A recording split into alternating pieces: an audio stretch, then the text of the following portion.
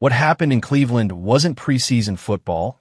It was a crack in the foundation of a franchise that has spent decades pretending it was stable. This isn't about meaningless reps. This isn't about a couple of sacks or a box score nobody will remember by October. No, this is about perception. This is about a rookie quarterback who walked in with the weight of a dynasty name on his shoulders and an organization that had no idea how to carry it. The Cleveland Browns didn't just roll out another fifth-round pick on a humid night against the Rams. They rolled out a national storyline, a culture war, a test of whether this team, after cycling through 30 quarterbacks in 2 decades, finally understood what it takes to build around a future. And if you were watching closely, the answer was loud. It was ugly, and it might already be irreversible. Because the moment Shadur Sanders took the field, everything shifted. The cameras weren't just pointed at the scoreboard. They were locked on him. Every snap, every breath, every hit became bigger than football. And when the pocket collapsed again and again, when the protection fell apart like paper walls, when the coaching staff stood there with clipboards instead of lifelines, it told a story. A story not of preseason football, but of systemic failure. And here's the truth Cleveland doesn't want to hear. This wasn't a scrimmage. It was an autopsy. A franchise exposed under bright lights. A coach whose trust is crumbling. And an owner watching his investment be mocked on national television. So no, this isn't just preseason. This is the Browns at a crossroads. This is the moment the cracks spread into fractures and the rest of the league leaned in to watch. And if you think this storm passes quietly, you haven't been paying attention. It only takes one voice, one microphone, one moment on national television to turn a preseason talking point into a full-blown national scandal. And that's exactly what happened when Stephen A. Smith opened his mouth. On ESPN's bright stage, with millions watching and even more waiting for the clips to flood social media, Stephen A. didn't hesitate. He didn't hedge. He didn't sugarcoat. He looked directly into the camera and detonated. "This isn't sabotage," he said, leaning forward, cutting through the noise like only he can. "This is worse. This is mismanagement. This is confusion. This is a lack of vision." Boom. In a single sentence, the tone around the Browns shifted. Because when Stephen A. speaks, the ripple effect is instant. Fans listen. Players listen. Agents listen. And perhaps most importantly, owners listen. Within minutes, clips of his rant flooded Twitter, TikTok, and Instagram. Thousands of Browns fans stitched his words into their own videos. Comment sections lit up with rage and despair. It wasn't just a hot take. It was gasoline poured on an already smoldering fire. And here's the dangerous part for Cleveland. This wasn't an outsider's casual observation. This was the loudest, most influential voice in sports media declaring that the Browns weren't just struggling. They were lost. Stephen A. didn't accuse Kevin Stefanski of conspiracy. He didn't scream sabotage.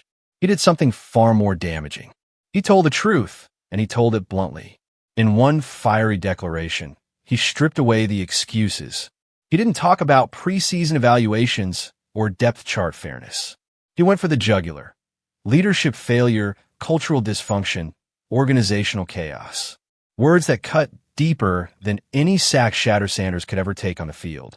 And you could feel the shockwave. Former players like Ryan Clark immediately jumped in.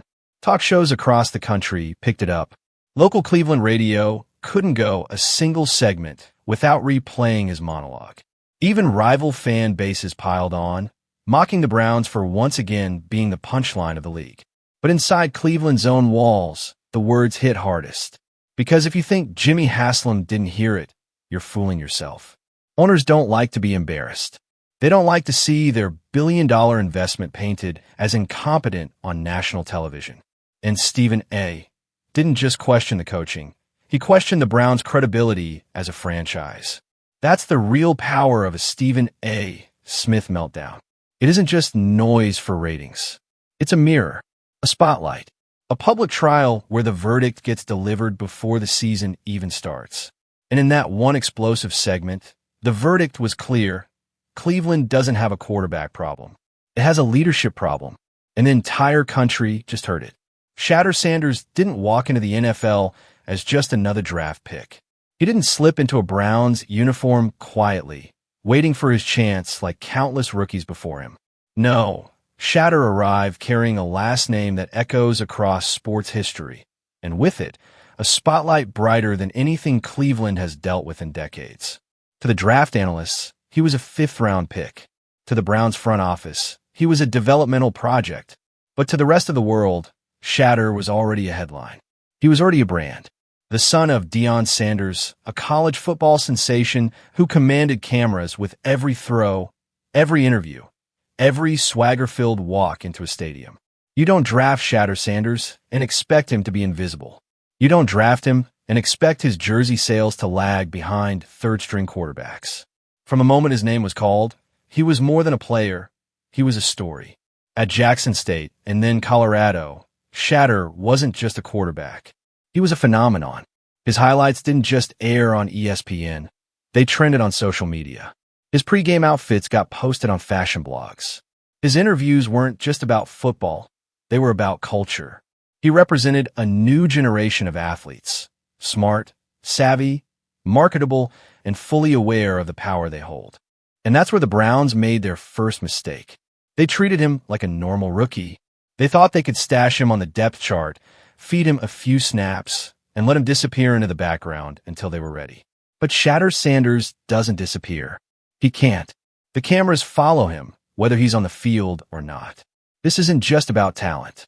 It's about presence. Shadur carries himself with the calm of someone who's been in the spotlight since birth. He's polished, he's articulate, and he understands the game beyond the X's and O's. That's why his teammates gravitate toward him. That's why fans see him as more than a jersey number. And that's why every snap he takes, or doesn't take, becomes a national conversation. For Cleveland, that spotlight is dangerous. This is a franchise that spent 2 decades fumbling quarterback decisions, each one becoming more embarrassing than the last. And now, instead of a quiet rookie learning in the shadows, they have the son of prime time, a player whose very existence demands attention. It's why the stakes are so high. Shadur Sanders isn't just competing for a spot on the roster. He's competing against perception, expectation, and the weight of a narrative that's already bigger than him. And the Browns? They've shown no signs that they know how to handle it. Because Shadur is more than a rookie quarterback. He's a cultural shift, a walking storyline, a magnet for media attention that multiplies with every decision the Browns make about him. And in a city where quarterbacks are supposed to prove themselves quietly, one rep at a time, Shadur Sanders is forcing the entire franchise into the spotlight. And that spotlight doesn't forgive mistakes. It magnifies them. The lights came on. The crowd buzzed. And for a fleeting moment, Cleveland had a chance to do the right thing. A chance to showcase their rookie quarterback. Let him find rhythm. Let him prove the whispers right. That he wasn't just hype, he was ready. But instead, what unfolded against the Los Angeles Rams was nothing short of sabotage by circumstance. Shadur Sanders' NFL debut lasted just enough plays to scar the stat sheet. 6 pass attempts, 3 completions, 5 sacks, 1 nightmare. On paper, it looks like a rookie overwhelmed by the moment. But anyone who actually watched knows the truth.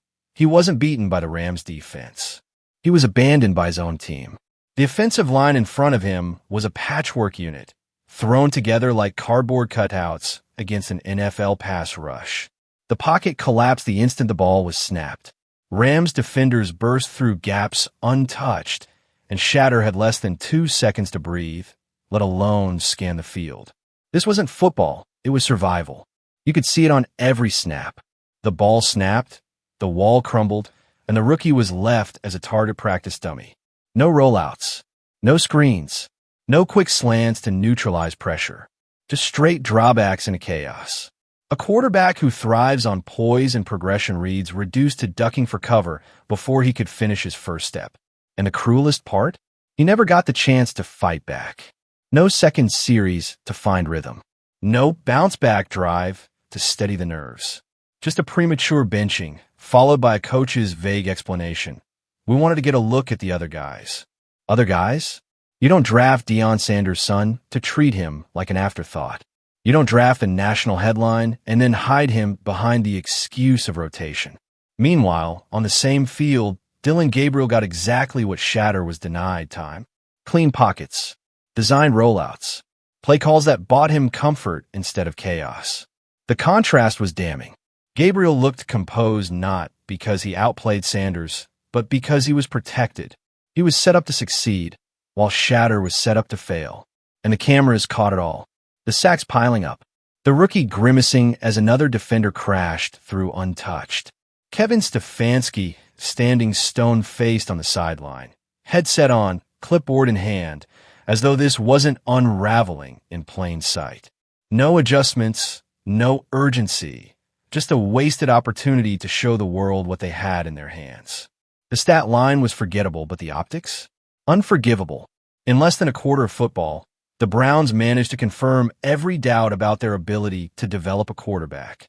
They didn't just expose Sanders, they exposed themselves. And when the final whistle blew, the rookie walked off the field not as a story of promise, but as a headline of dysfunction.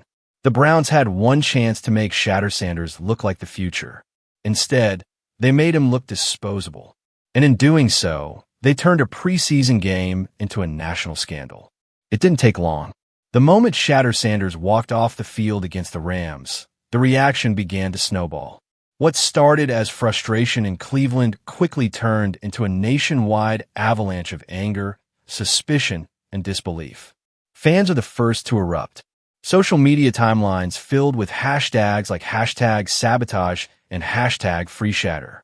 Threads of slow-motion replays showed pocket after pocket collapsing, defenders sprinting untouched, and a rookie quarterback left to survive with no lifeline.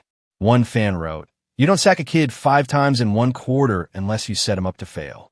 Another posted side-by-side clips of Gabriel's clean protection versus Sanders' chaos, captioned simply, "This ain't fair." Then came the former players. Ex-Browns, ex-quarterbacks, analysts with scars of their own. They didn't call it sabotage outright, but their tone was clear. Something felt wrong. Ryan Clark raised an eyebrow on ESPN and said, "This isn't development. This is survival. And survival isn't how you grow a quarterback." Others echoed the sentiment. Rookies are supposed to struggle, yes, but they're also supposed to be supported. Sanders wasn't. By the next morning, the national media had picked it up and spun it into a headline frenzy. Talk shows debated whether this was incompetence, bias, or outright dismissal. Some hosts tried to calm things down, brushing it off as preseason experimentation. But those voices were drowned out by the sheer volume of outrage. And then, of course, the Stephen A. clip kept replaying like a siren. His fiery declaration that this wasn't sabotage, but mismanagement became the rallying cry. Fans quoted it. Analysts reposted it. Even rival fan bases piled on, laughing at Cleveland's dysfunction. It wasn't just sports chatter anymore. It was a cultural talking point. In a league obsessed with quarterbacks, the Browns had once again positioned themselves at the center of chaos.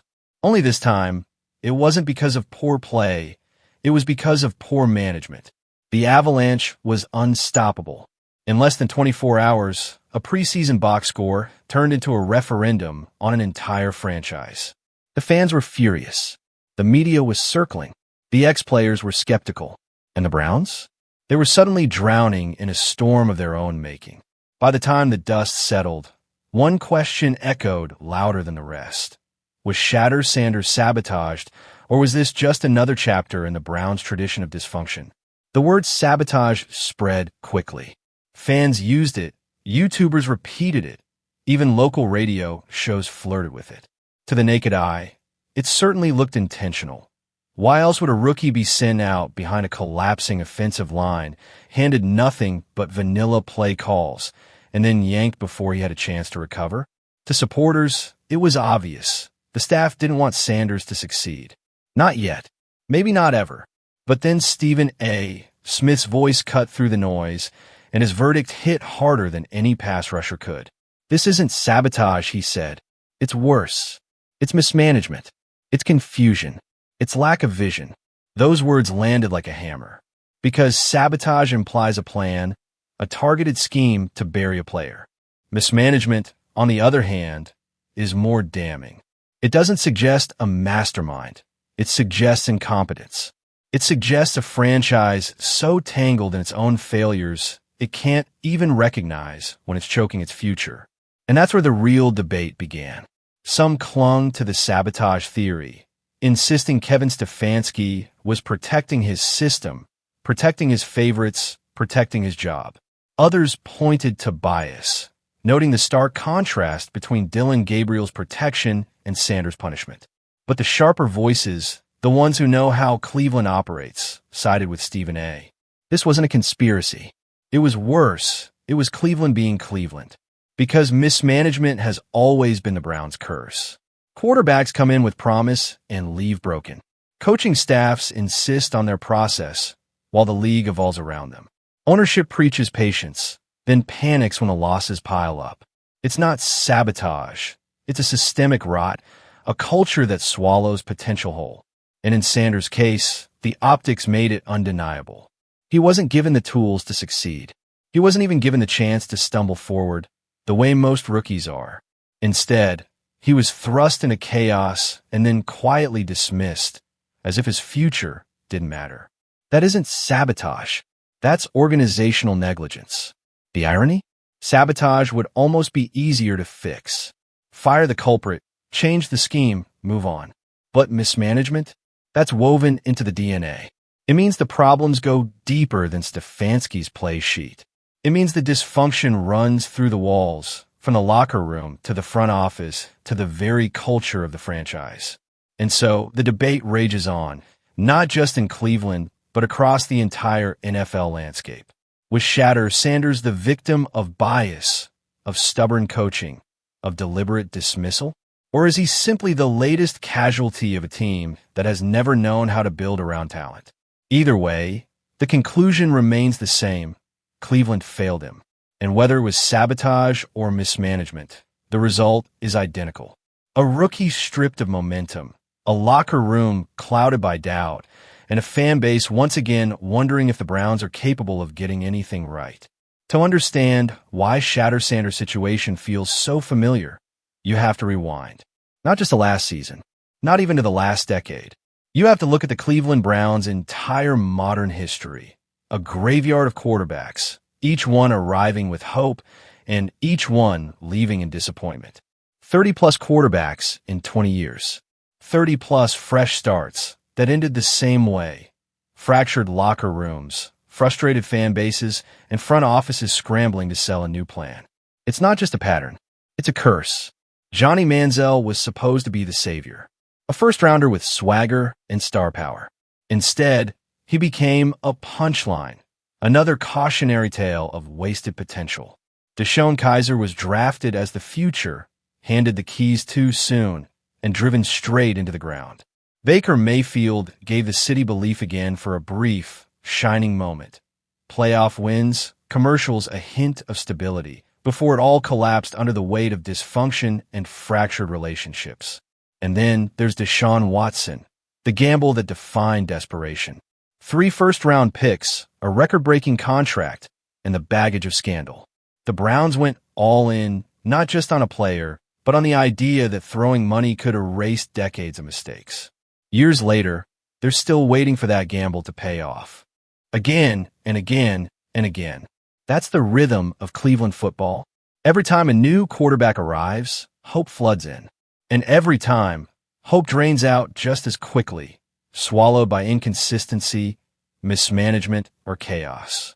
That's why Shadur Sanders' rocky debut didn't feel like an isolated preseason hiccup. It felt like history repeating itself. Fans didn't just see a rookie sacked 5 times. They saw Manziel all over again. They saw Kaiser. They saw Mayfield. They saw the Watson gamble looming overhead like a storm cloud. The Browns don't just have a quarterback controversy. They have a quarterback curse. A cycle so entrenched it doesn't matter who takes the field. The franchise find a way to break them. And in Shadur's case, the stakes are even higher. Because unlike the others, he brings a spotlight that magnifies every failure. Every sack, every misstep, every benching. For most teams, a rough preseason outing wouldn't matter. For Cleveland, it matters because it confirms the narrative the entire league already believes. the Browns can't get out of their own way. And that's the real tragedy. Shadur Sanders could be different. He could be the one to break the curse.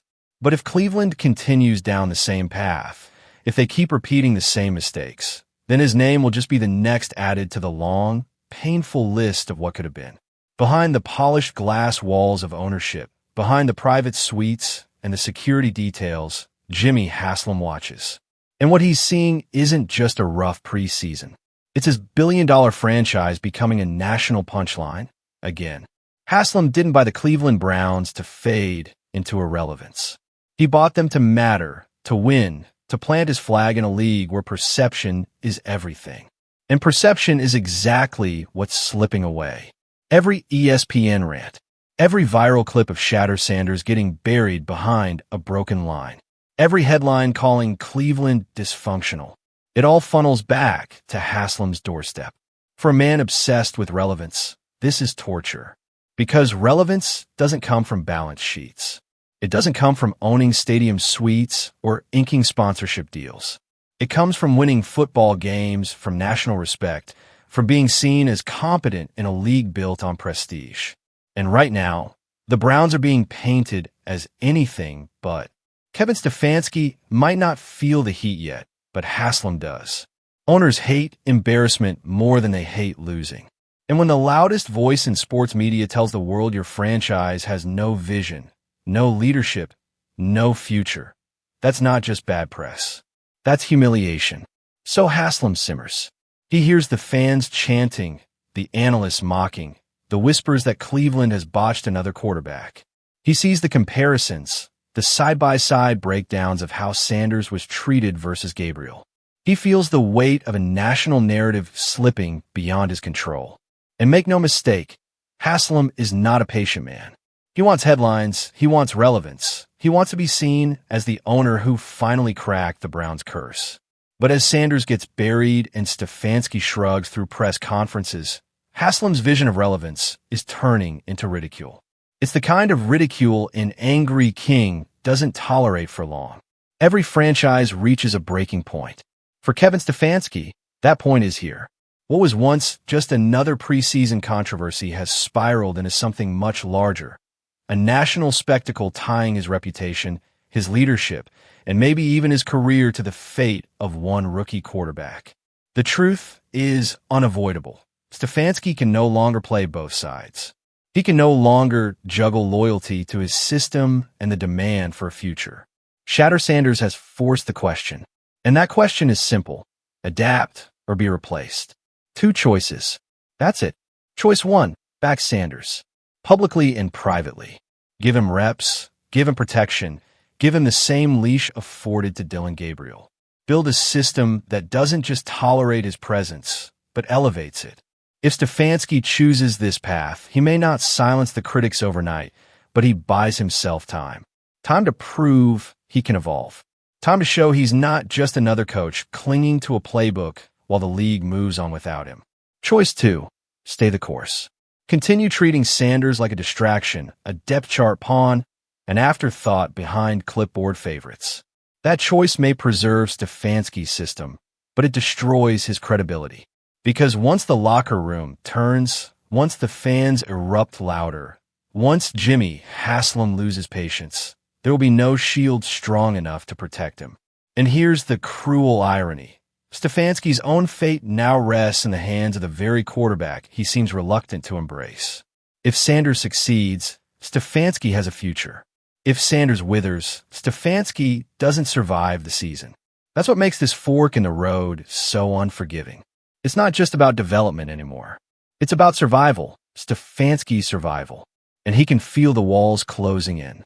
Every headline, every ESPN rant, every fan screaming sabotage in the comment section. They're all reminders that time is running out. So the Browns stand at a crossroads. But really, it's Stefanski who does. Back Sanders or lose everything. It's that simple.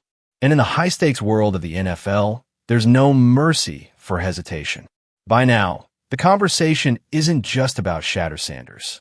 It isn't just about one rookie quarterback struggling through a brutal preseason debut. The narrative has grown bigger, louder, heavier. The question being asked across the NFL is one Cleveland has heard before. Can the Browns ever develop talent, or is this franchise cursed by a culture that destroys it? Look at Houston. They drafted C.J. Stroud, a rookie who wasn't supposed to dominate right away. What did they do? They built the offense around him, tailored the playbook to his strengths, gave him the space to stumble and the weapons to thrive. The result? A playoff run in year one.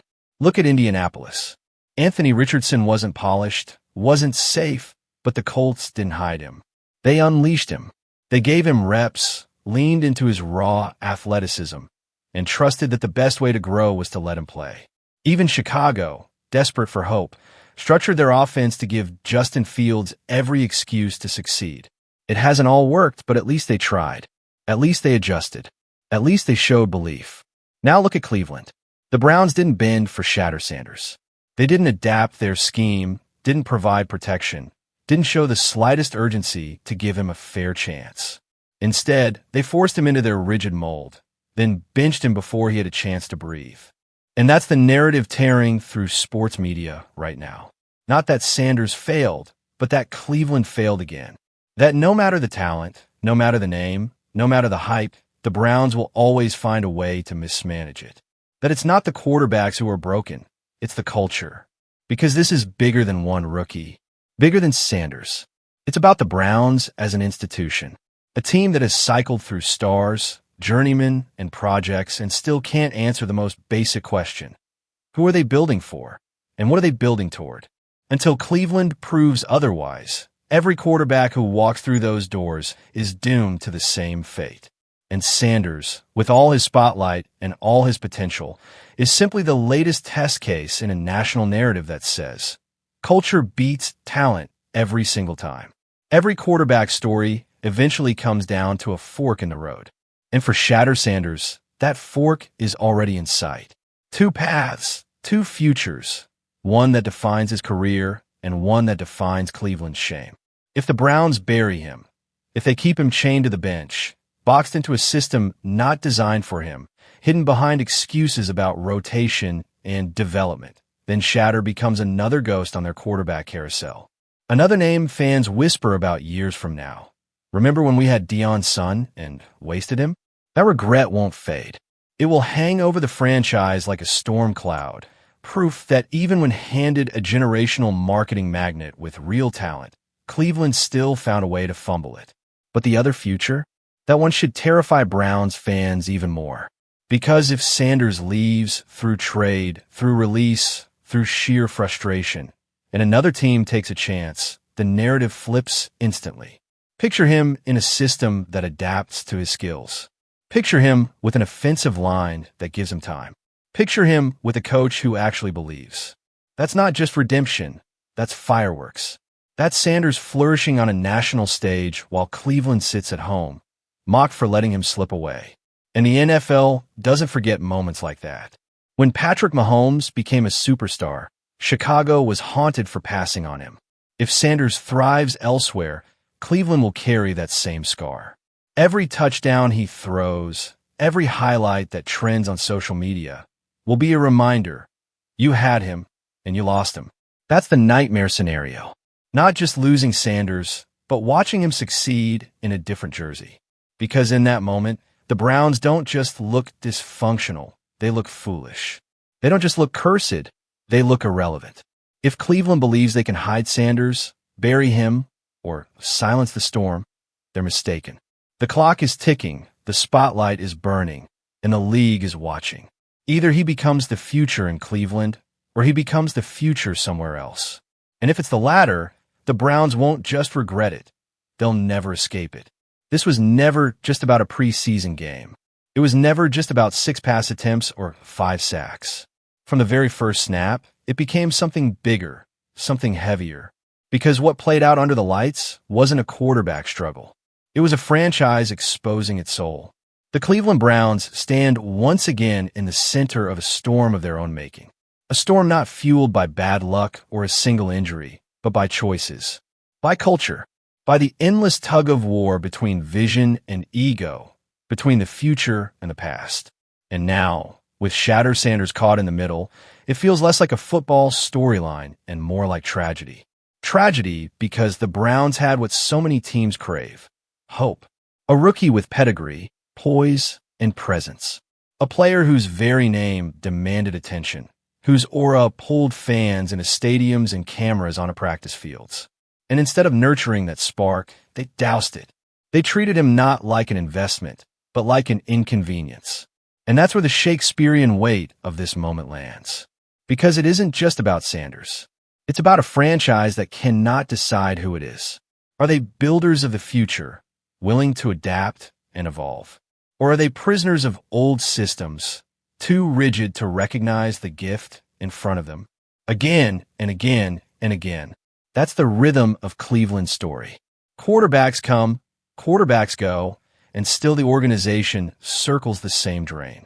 Only now, the world is watching closer than ever. Every analyst, every fan, every rival team waiting to see if this saga becomes another cautionary tale. And here's the haunting part. If Sanders walks, if he thrives elsewhere, if he becomes the player so many believe he can be, the Browns won't just lose a quarterback. They'll lose something far greater: credibility. The belief that this franchise is capable of growth. The faith that they can ever escape their own curse. So here we are, not at the end of a preseason, but at the beginning of a reckoning. Not talking about depth charts, but about the very identity of a team that has tripped over its own future for 2 decades. The Browns are not simply managing a rookie. They're fighting for their soul. And the question lingers, echoing louder than any stat line. Will Cleveland finally break the cycle, or will they write yet another chapter in a tragedy that never seems to end?